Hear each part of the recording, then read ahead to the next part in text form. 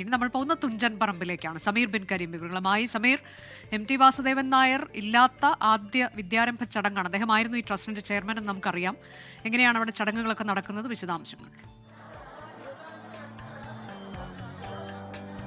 അനുജ, തിരൂർ തുഞ്ചൻ പറമ്പിലും വലിയ രീതിയിലാണ് വിദ്യാരംഭ ചടങ്ങുകൾ പുരോഗമിക്കുന്നത്. MT വാസുദേവൻ നായർ ഇല്ലാത്ത ആദ്യ വിദ്യാരംഭ ചടങ്ങാണെന്നുള്ള പ്രത്യേകത കൂടി ഉണ്ട് എന്നുള്ളതാണ് ഏറ്റവും പ്രധാനപ്പെട്ട കാര്യം. ഈ സമയത്തൊക്കെ അദ്ദേഹം ഈ അറിവ് പകർന്നു നൽകുന്ന അല്ലെങ്കിൽ നുകരുന്ന സമയം കൂടിയാണ്.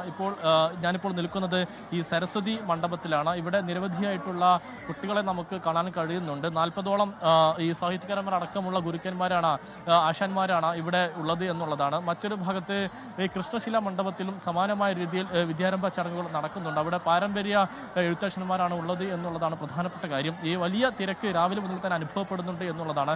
പുലർച്ചെ 5 മണി മുതൽ തന്നെ വിദ്യാരംഭ ചടങ്ങുകൾ ഇവിടെ ആരംഭിച്ചിരിക്കുകയാണ്. അതിന് മുൻപ് തന്നെ ആളുകളൊക്കെ തന്നെ ഇങ്ങോട്ടേക്ക് എത്തിക്കൊണ്ടിരിക്കുന്നുണ്ടായിരുന്നു. ഇപ്പോൾ എങ്ങനെയാണ് ചടങ്ങുകളൊക്കെ പുരോഗമിക്കുന്നത്? സുധീരാണ് പേര്.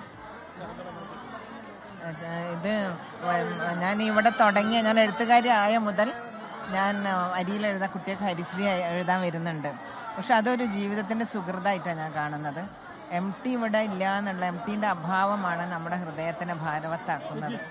പക്ഷേ MTയുടെ സാന്നിധ്യം ഞങ്ങൾ അനുഭവിക്കുകയാണ്.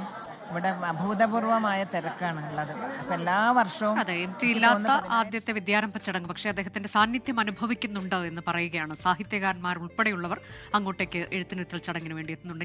ലോകത്തെവിടെയായാലും ഏത് സമയത്തും 24 വാർത്തകളും ഓഗ്മെന്റഡ് റിയാലിറ്റി പാക്കേജുകളും എക്സ്പ്ലെയിനറുകളും വിശദമായി കാണാൻ ഞങ്ങളുടെ YouTube ചാനൽ നിങ്ങൾക്ക് സബ്സ്ക്രൈബ് ചെയ്യാം.